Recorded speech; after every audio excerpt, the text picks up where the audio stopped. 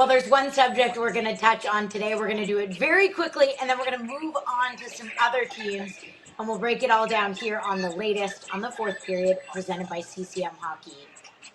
Kate Pedersen alongside Dave Pagnotta. And Dave, let's jump into Vancouver and then move on. Jim Rutherford spoke to the media. He said some things that caused a stir, and I'm wondering, are we seeing JT Miller traded before the deadline? Are we seeing Elias Pettersson traded before the deadline? Is nothing going to happen? What is happening?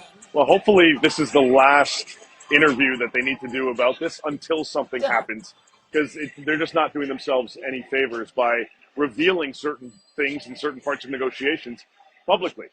Jim Rutherford basically saying, we're not getting the offers we want, we're getting lowballed, so we're just going to wait. Well, obviously, that's going to be the case. That's going to continue. They're going to continue to have trade discussions. They're going to continue to talk to teams about both JT Miller and Elias Pettersson. And until they get a deal done, they're just going to kind of wait things out. So this is going to continue to linger. That's why JT Miller's sick of talking about it. He doesn't want to deal with it. He's just saying no comment, no comment, no comment. I give him credit. He's talking about everything else. He just doesn't want to deal with this. And I certainly get it. The Canucks are going to continue discussions. Honestly, Kate, at this point, there's really nothing else for them to say from an organization until a deal gets done. So they will continue to have trade talks. At this point, clearly it doesn't seem like anything is imminent. All right, well, they're here on the road. The road trip continues tonight in Nashville. Let's shift over to St. Louis. Brandon Saad put on waivers. He cleared. They've agreed mutually that they're going to terminate his contract, so he'll head to unconditional waivers, and that's tomorrow, hopefully clearing by Friday and becoming a free agent. What contenders do you think would be in the market for a player like him? Yeah, well, he's going to look, obviously, to see what options are available to him once he officially becomes a free agent after that contract is terminated tomorrow, or Friday, because he gets put on waivers on Thursday. So we'll see kind of what options become available to him, but there are going to be teams that are looking for secondary scoring in that mid-sixth, even bottom-six level that want a veteran presence in their lineup. And yes, Brandon Saad has not had the type of offensive season that he expected, that the Blues expected, but for a team that has some depth and is looking to add more to it, he could be a fit. So whether it's a team that's looking for some extra punch, like the Toronto Maple Leafs, that are going to look at a player to come into, say, a third-line role on one of the wings, this could be an option for them at basically $1 million prorated contract is kind of what it's going to come down to. So you look at the team, like as I mentioned, the Leafs. You look at a team, like Dallas, that's looking at different options. Carolina isn't done yet either, although I think they might focus a little bit more at the center position. But he's going to have options available to him. Washington is another one. A lot of your top-tier contenders that are looking to add primarily in their mid-six, Brandon Saad will be an option for them. He'll, I believe, have some options to decide where he wants to go. Also, this frees up $4.5 million in cap space for St. Louis this year and next. The Blues are going to continue to look around to make some moves. They tried trading him. It obviously didn't work. But they're another team that's out there looking to see how they can tweak their lineup quite substantially. Having that extra space will help.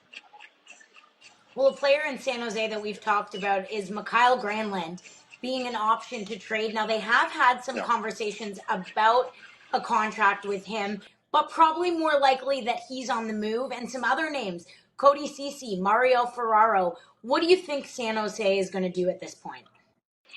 Yeah, with Granlund, as you said, there have been some loose contract talks since the calendar flipped to January.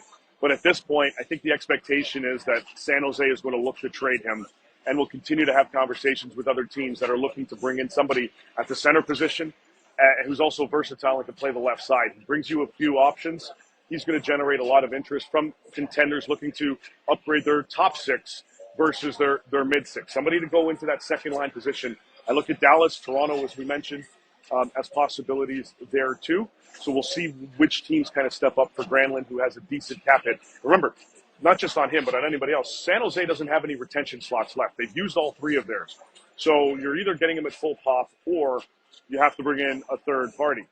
Cody Ceci is a pending unrestricted free agent. Mario Ferraro has one more year left on his contract.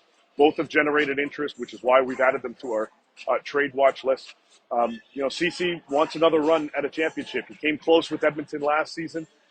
Teams like that experience, so they will be looking at him. And one of the teams behind me right here, Florida, is looking at a third pair option. They'll likely need to bring in a third party because that's a little bit too much money, but they're looking at some options there that could be a fit for Cody Ceci. All right, well, one rumor we can put to bed completely. Sidney Crosby is not going anywhere. Sorry, Biz. I hate to crush your dreams, but Sid said today to the reporters, he said he's tired of answering questions. He is staying put. But some other players that could be on the move: Michael Bunting, Drew O'Connor, Erik Karlsson, Marcus Pettersson. What about Brian Rust? Are they taking calls on him? Everybody you mentioned, they're all available. Pittsburgh is willing to listen on all of those guys, plus everybody else pretty much on that roster. Anthony Beauvillier, like Drew O'Connor, pending unrestricted free agents. Brian Rust has term. He has a decent cap hit, pretty attractive one for what he brings to the table. But he also has a no movement clause. My understanding is that they still haven't approached him about it, but he would be open to options if the Pittsburgh Penguins push that narrative that they want to make a move from that side of things. Erik Karlsson kind of in that same position. So Pittsburgh is looking. Now, teams that are and there are teams that are looking to bring in somebody in their top six, perhaps at the first or second line from an offensive perspective. He's a right shot. He plays.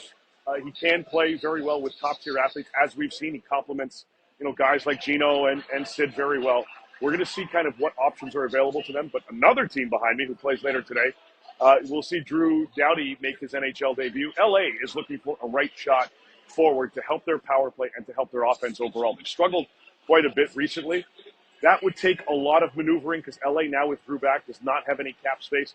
It'll take a lot of creativity. But if Ryan Rust is fully available, that's the type of player LA is looking for. That would be an interesting fit there. But there are going to be other teams that certainly would have interest in Brian Rust that will have those conversations between now and March 7th. Well, we're hoping it picks up here as we speculate on potential trade situations. Now, one thing we will find out tomorrow, the NHL announcing that captains will be announced for the Four Nations face-off, and that sort of trickles throughout the day starting at 9 Eastern. Dave, thank you so much, as always, for your insight, and thank you for everyone tuning in to the latest here on the fourth period, presented by CCM Hockey.